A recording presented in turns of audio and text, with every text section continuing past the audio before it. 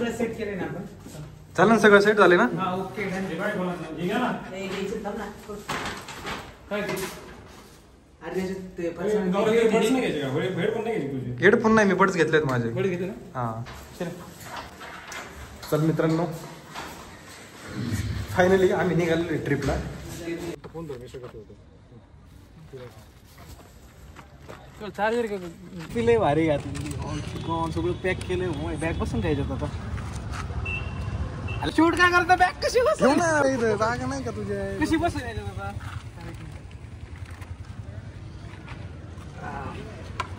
माझी बॅग जास्त नाहीच. मला हे जे बघितलं मी गौरवला, त्याची जी हॅड पाहिली,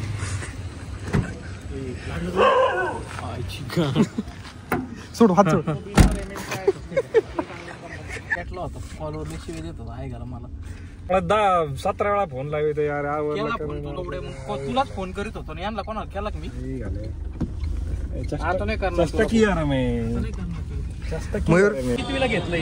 हा भाईचा असा कन्सर्न नाही. ही सौरभने जी हुडी घातलेली ती 2017 पासूनची. सौरभ तुझं काय म्हणणं? 1998 पासून बघतोय मी. तुला काय म्हणलं का?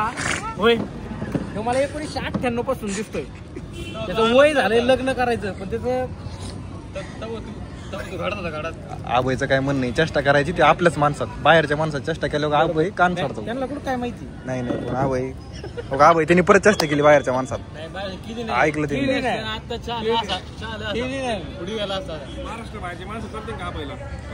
आबाई ते चालते ना. कर्नाटकचे माणसं थोडीच ओळखी.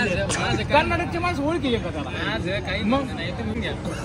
माझं काय इथं कसं ओळखी देत रे. अशा रीतीने मित्रांनो त्यांना दाखव ना. नागरिक कोणाची ओळखीच नाही त्यांच्या. दाखव ना. सौर्या झोपला काय तू रातच्या 11ला? झोपलास तू? थोडासा ऍस्थेटिक बनत होतो असं. रातच्या 11ला कोणता ऍस्थेटिक होतो? बरं तुला जागेला काय अडचण नाही का? गाडी आपली छोटी आहे. अडचण नाही आम्हाला. तुला काय अडचण बिडचण? मयूर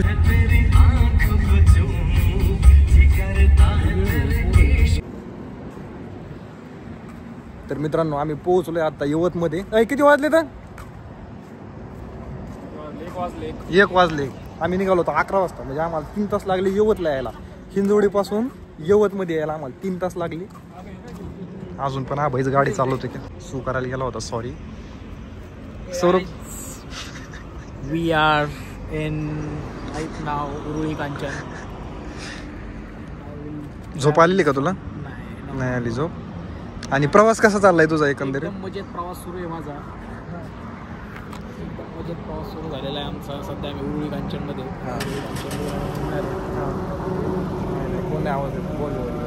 आपण सध्या ड्रायव्हिंग करतोय. एक्साइटमेंट काय? तुला एक्साइटमेंट आहे? येस. झोपणार नाही ना भाई? अजिबात झोपणार नाही. बिलकुल झोपायचं नाही. अजिबात झोप. हा भाई आलेला आहे. चला मित्रांनो बसू गाडीत. बसू गाडी. आम्ही इंदापूरच्या पुढे आलेलो आहेत. चहा पिण्यासाठी आम्ही थांबलेलो आहोत. अजून आम्हाला सोलापूरला जायला जवळजवळ 1.5 ते 2 तास लागतील. 100 किलोमीटर आहेत. जवळजवळ 150 किलोमीटर गेला. 150 किलोमीटर. मयूर शेठ कसा चाललाय प्रवास? खूप छान मस्त असा प्रवास झालेला आहे बऱ्यापैकी. अमृत रूम बोर पण आहे तिथं.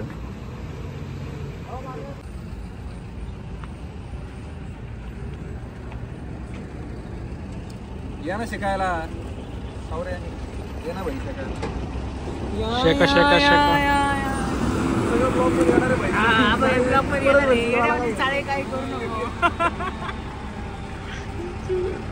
आम्ही शेकायला थांबलोय.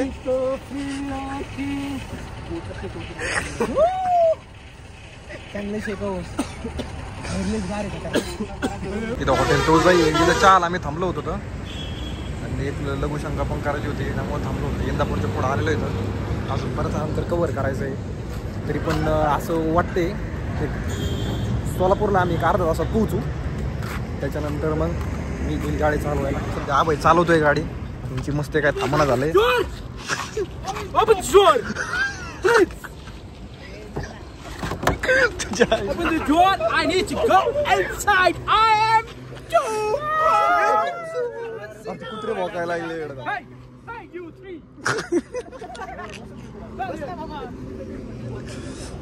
थोडा वेळ बसतो आम्ही पुढं. हा बस बस बस. किशोर बसतोय आता पुढं. अरे भाऊ माझ्याकडे चावीच नाही. हा भाई काय सोडून जातोय काय काय ना आम्हाला.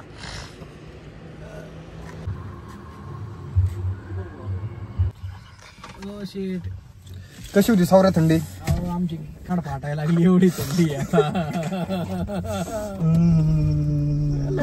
ड्रायव्हर गेलेत माग. आबाईनी तागा दिला मला. आबाई म्हणला होता गाडी विजयपुरापर्यंत डायरेक्ट चालू. अरे मी सोलापूर म्हणलो होतो पुणे आणली. तागा दिला मला आता मस्त झोपायचं होतं. आता 5 वाजलेले आहेत. आम्ही कुठे येत सध्या? आपण सोलापूर सोडलेलं आहे आणि विजयपुराचा रस्ता पकडलेला आहे आम्ही आता. आता काय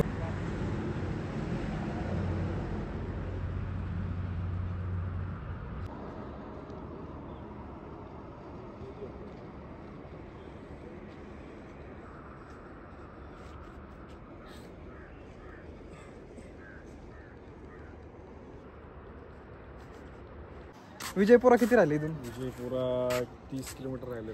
30 किलोमीटर विजयपुरा आणि तिथून पुढे बदामी किती? 150 किलोमीटर. 150 किलोमीटर म्हणजे आपला प्रवास राहिला किती? 3-3.5 तास. 3-3.5 तासाचा प्रवास राहिलेला आहे. आता वाजले सकाळचे 7. निघालो तो रात्री 10 वाजता. म्हणजे आपल्याला जवळजवळ 8 तास लागले. सोलापूर पासून फार फार तर किती आम्ही 50 किलोमीटर पुढे आलो. पॉवर नॅप घेतली. मध्ये एक मस्त झोप घेतली आम्ही. गाडी थांबवली होती एका कोपऱ्यात. गाडी थांबवली. अंधार होता. मस्तपैकी सगळ्यांनी झोपून घेतला 1-1.5 तास आणि पुढे निघालो. तर झोप काय मला वाटत नाही कोणाची झालेली आहे. काय आवाज येतो तिथे एक भजन चालू होतं. कन्नड लँग्वेज मध्ये चालू होतं. त्यामुळे आम्हाला त्याचा आमचे हात धुवायचे वांदे झाले. कशामुळे हात धुवायचे? का हात का धुवायचा तुला? ऍक्च्युली आम्ही आता संडासला जाऊन आलोय. आमच्याकडे साबण नसल्या कारणाने कर्नाटकची जी परिस्थिती पाहता, ओव्हरऑल परिस्थिती पाहता, इथं यांच्याकडं साधा हँडवॉश नाहीये. हात धुवायला साधी बेसिन नाहीये. मग तुम्ही कायच उपयोग केलाय सर? तर आम्ही आमचे देशी जुगाड लावलेलं आहे. आम्हाला हे बिया भेटल्यात त्याच्यामुळे त्यांनी आम्ही हात आमचे स्वच्छ करून घेतोय. एक मेंबर कमी दिसतोय आपल्यातला. तो थाकायला गेलेला आहे. आग्रा मयूर.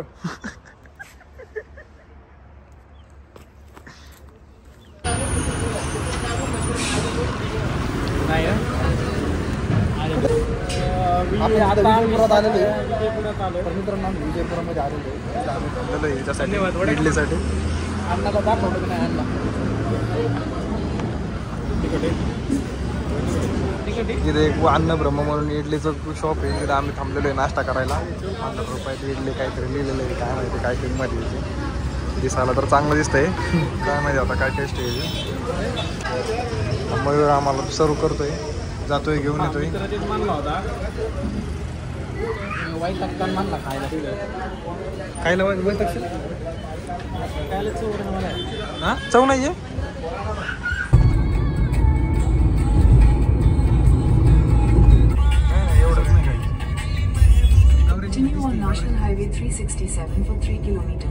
बदामी मध्ये पोहोचलोय आता. आम्ही पोहोचलोय आता बदामी मध्ये. गाडी पार्क केलेली इथं. फ्रेश व्हायचं, आंघोळ बिंघोळ करावं लागेल. रात्रभर प्रवास करून आलेलो इथे. इथं पार्किंगला बऱ्यापैकी जागा आहे. इथं व्ह्यू बघा फक्त तुम्ही. मस्त व्ह्यू आहे. वर चालले व्ह्यू आहे. पलीकडून सनलाईट आहे त्याच्यामुळे एवढं क्लिअर दिसत नाहीये.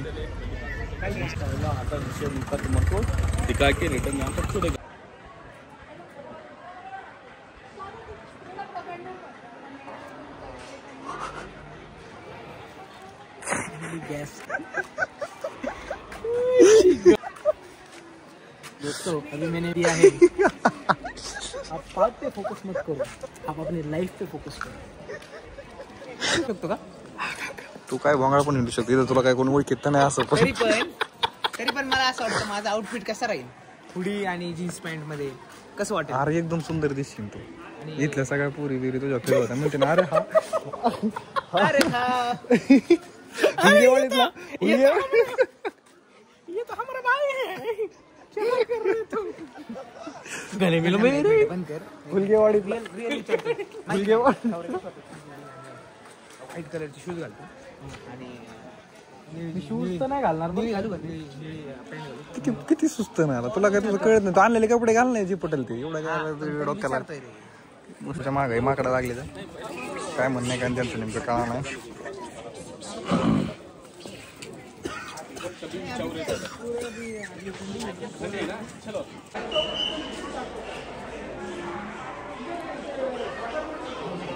जसं आपल्या अजिंठा वेरूळच्या लेन आहे तसंच इथे दगडामध्ये केलेलं पुरे काम आहे.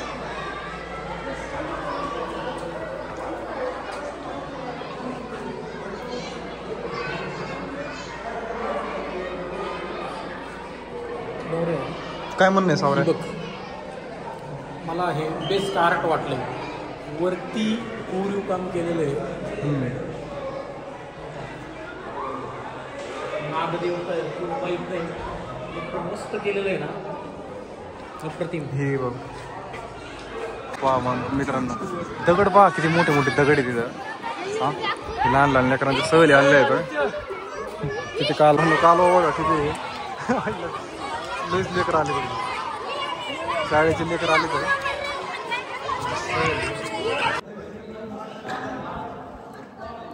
किती मस्त व्ह्यू आहे मित्रांनो. बघा सौरभ एका मुलीचे फोटो काढत आहे मस्तपैकी. सौरभने धरलेली आहे एक मुलगी फोटो काढत आहे. सौरभ रमलाय फोटो काढायला. एवढं वेळ म्हणतो माझे फोटो काढा माझे फोटो काढा. आता म्हणणार नाही माझे फोटो काढा. आता नाही म्हणणार तेव्हा माझे फोटो काढा. सौरभ झाले का फोटो काढून? मी आज काढले फोटो. काय मदतीची जी भावना आहे ती मदतीची भावना असली पाहिजे. कुणीही मदत मागू शकतं आणि आपल्या परीने आपण जेवढी मदत करता येईल तेवढा प्रयत्न मी 100% करत असतो. मॅडमनी मला मदत मागितली मी त्यांना केली. हे माझं कर्तव्य मी पार पाडलं. कुणीही मला मदत मागू एवढं मन लावून फोटो आमचे तर कधी काढले नाहीत भाई तू. नाही ऍक्च्युली मला आवडतं फोटो काढायला. आवड आहे ती माझी. आजपासून तर मी खूप मनावर घेतलंय. आता मी लवकरच नवीन कॅमेरा घेऊन बरं बा व्ह्यू कसं आहे याच्याबद्दल 2 शब्द. काय व्ह्यू कसं आहे याच्याबद्दल? व्ह्यू एक नंबर आहे. व्ह्यू जो आहे मजा आहे यार. म्हणजे काय म्हणावं याडा. अरे बेल्ट आहे तिने काय अरे वारे बेल्ट आहे सगळं. बेल्ट पट्टा आहे पट्टा बेल्ट नाही. मला तुला एक हिस्ट्रीची माहिती देतो अजून. चला सौरभ आपल्याला माहिती देतोय. कोणाला यायचंय का प्रेम मध्ये कोणाला सौरभ सोबत? माहिती सांगायची जैन तीर्थंकरांची गुफा आहे. हा तर त्याच्यामध्ये खूप वेगवेगळे प्रकारच्या नक्षीकाम आणि वेगवेगळ्या प्रकारचे जैन मुनींचे ऋषींचे शिल्प कोरले गेलेले आहेत.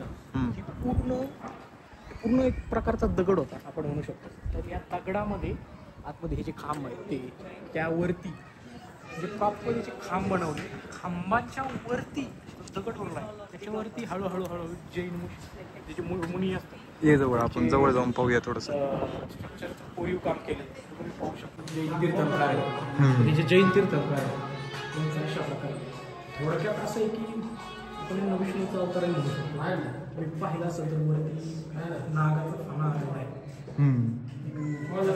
हे जे छोटे प्रत्येक जैन मुनींचे तीर्थंकार म्हणू शकतो आपण. स्कल्पचर केलेले एकदम कोरीव काम आहे. काम कशाने केलं असेल बरं?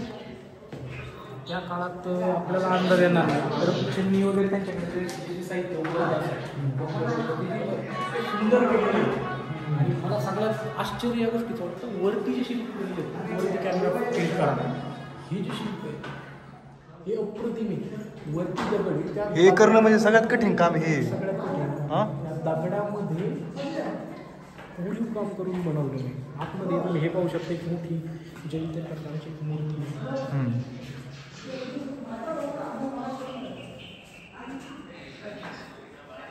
आटाची माझे मनाला